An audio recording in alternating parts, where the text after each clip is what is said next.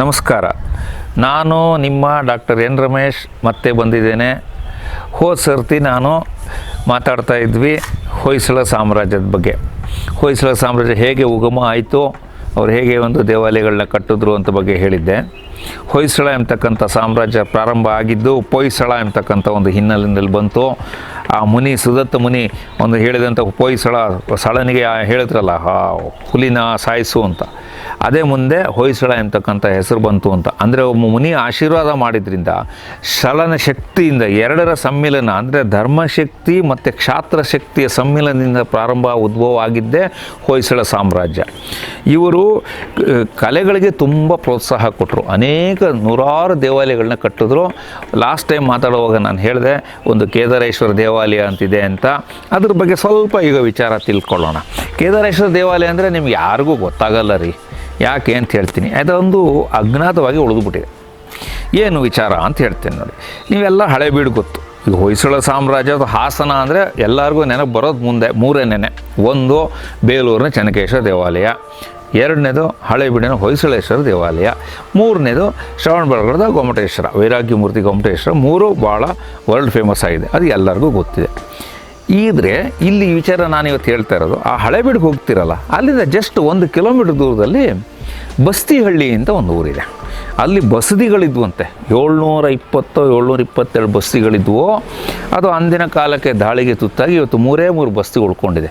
ಆದಿನಾಥ, ಶಾಂತಿನಾಥ ಮತ್ತು ಪಾರ್ಶ್ವನಾಥ ಎಂಬತಕ್ಕಂಥ 3 ಬಸ್ತಿ ಉಳ್ಕೊಂಡಿದೆ. ಅದ್ರ ಜೊತೆಯಲ್ಲಿ ಅಲ್ಲೊಂದು ದೇವಾಲಯ ಇದೆ, ಅದರ ಹೆಸರು ಕೇದಾರೇಶ್ವರ ದೇವಾಲಯ ಅಂತ.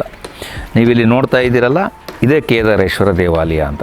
ಇದನ್ನು ಇವತ್ತಿನ ಸ್ವರೂಪ ಹೀಗಿದೆ, ಆದರೆ ಅವತ್ತು ಅದು ಹೀಗಿರಲಿಲ್ಲ. ನೋಡಿ, ಇದರಲ್ಲಿ ನೋಡ್ತಾ ಇದ್ದೀರಲ್ಲ, ಇದು ಅಂದರೆ ಅಂದಿನ ಕಾಲದ ದಾಳಿಗೆ ತುತ್ತಾದಾಗ ಆ ದೇವಾಲಯಕ್ಕೊಂದು ಗೋಪುರ ಇದೆ, ಮುಂದುಗಡೆ ಗೋಡೆಗಳೆಲ್ಲ ಬಿದ್ದೋಗಿದೆ. ಇದು ಎಷ್ಟನೇ ಇಸ್ವಿದು? 1886ನೇ ಇಸ್ವಿಯ ಫೋಟೋ ಇದು. ಅವಾಗ ಏನಾಯಿತು, ಅಂದಿನ PWD ಡಿಪಾರ್ಟ್ಮೆಂಟ್ ಅವ್ರು ಏನು ಮಾಡಿದ್ರು, ಇದನ್ನು ಜೀರ್ಣೋದ್ಧಾರ ಮಾಡಬೇಕು, ಮೈಸೂರು ಮಹಾರಾಜರ ಅಪ್ಪಣೆ ಮೇರೆಗೆ ಜೀರ್ಣೋದ್ಧಾರ ಮಾಡಬೇಕು ಅಂಥೇಳಿ PWD ಅವರು ಅದನ್ನು ಜೀರ್ಣೋದ್ಧಾರ ಮಾಡಿ ಆ ಗೋಪುರನ ತೆಗೆದು ಅದನ್ನೆಲ್ಲ ನಂಬರೆಲ್ಲ ಹಾಕಿ ಕ್ಲೀನಾಗಿ ಜೋಡಿಸಿ ಇವತ್ತಿನ ಸ್ವರೂಪ ತಂದು ಕೊಟ್ಟಿದ್ದಾರೆ. ಅಷ್ಟೇ ಅಲ್ಲ, ಆ ದೇವಾಲಯ ಜೀರ್ಣೋದ್ಧಾರವಾದ ದೇವಾಲಯನ ಮೈಸೂರಿನ ಮಹಾರಾಜ ನಾಲ್ವಡಿ ಕೃಷ್ಣರಾಜ ಒಡೆಯರವರು ಬರ್ತ್ಡೇಗೆ ಗಿಫ್ಟ್ ಅಂತ ಪ್ರೆಸೆಂಟ್ ಮಾಡಿದ್ರಿದ್ದು. ಇದು ಒಂದು ವಿಚಾರ ನಮಗೆ ಹೆಮ್ಮೆ ತರ್ತಕ್ಕಂಥ ವಿಚಾರ. ಎರಡನೇ ವಿಚಾರ ಏನು ಈ ದೇವಾಲಯದ ಬಗ್ಗೆ ವಿಶೇಷತೆ ಅಂತಂದರೆ, ಫರ್ಗೂಸನ್ ಎಂಬತಕ್ಕಂಥ ಒಬ್ಬ ವೆಸ್ಟ್ರನ್ ಆರ್ಕಿಯಾಲಜಿಸ್ಟ್. ಅವನು ಈ ರೀತಿ ದೇವಾಲಯಗಳನ್ನೆಲ್ಲ ಭೇಟಿ ಕೊಟ್ಟು ಎಲ್ಲ ನೋಡಿಕೊಂಡು ಅದ್ರ ಬಗ್ಗೆ ಸ್ಟಡಿ ಮಾಡಿರ್ತಕ್ಕಂಥ ಇದನ್ನು ನೋಡಿಬಿಟ್ಟು ಒಂದು ಆಶ್ಚರ್ಯ ಪಡ್ತಾನೆ.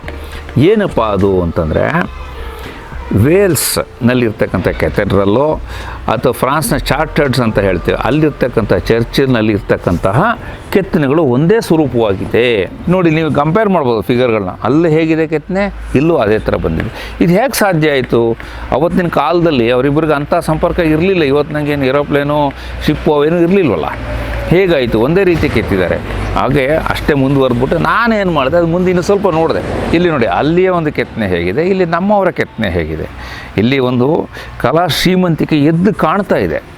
ಕಲಾ ಶ್ರೀಮಂತಿಕೆ ಅನ್ನೋದು ಹೊಯ್ಸಳರ ಒಂದು ಅದು ಕಳಶಪ್ರಾಯವಾಗಿರ್ತಕ್ಕಂಥ ವಿಚಾರ, ಅದು ಇಲ್ಲಿ ನಮಗೆ ಎದ್ದು ಕಾಣ್ತಾ ಇದೆ. ಈ ರೀತಿ ನಮಗೆ ಒಂದು ಕೊಡುಗೆಗಳನ್ನ ನೀಡಿರ್ತಕ್ಕಂಥದ್ದು ಹೊಯ್ಸಳರು. ನೀವು ಯಾರು ದಯವಿಟ್ಟು ಮುಂದೆ ಹಳೆಬೀಡಿಗೆ ಹೋದರೆ ಅಲ್ಲಿಂದ 1 ಕಿಲೋಮೀಟರ್ ದೂರ ಹೋಗಿ ಸಾಕು, ಈ ಒಂದು ಕೇದಾರೇಶ್ವರ ದೇವಾಲಯ ಕಾಣುತ್ತೆ. ಈ ದೇವಾಲಯದ ಬಗ್ಗೆ ಇನ್ನೂ ತುಂಬ ವಿಶೇಷತೆಗಳಿದೆ. ಅದ್ರ ಯಾವ ರೀತಿ ತಿರುಗಿಕೊಂಡಿದೆ ಅಂತಕ್ಕಂಥ ವಿಚಾರ. ಆಮೇಲೆ ಈ ದೇವಾಲಯದ ಕೆತ್ತಿದವರು ಯಾರು, ಶಿಲ್ಪಿ ಯಾರು ಅಂತಕ್ಕಂಥ ಪ್ರಶ್ನೆ. ಅಲ್ಲಿರೋದು ಒಬ್ಬನೇ ಹೆಸರು, ರೇವಾಜ ಅಂತಕ್ಕಂಥವ್ರು ಒಬ್ಬನೇ ಅದರ ಶಿಲ್ಪಿ ಅಂತ ಹೇಳ್ತಾರೆ. ತುಂಬ ಚೆನ್ನಾಗಿದೆ ದೇವಾಲಯಗಳು. ಸ್ನೇಹಿತರೆ, ನೀವು ಆ ಕಡೆ ಇನ್ನೊಂದು ಸಲ ಏನಾರು ಹಳೆಬೀಡು ಕಡೆಗೆ ಹೋದರೆ ದಯವಿಟ್ಟು ಈ ದೇವಾಲಯನ ಒಂದು ಸಲ ಭೇಟಿ ಮಾಡಿ.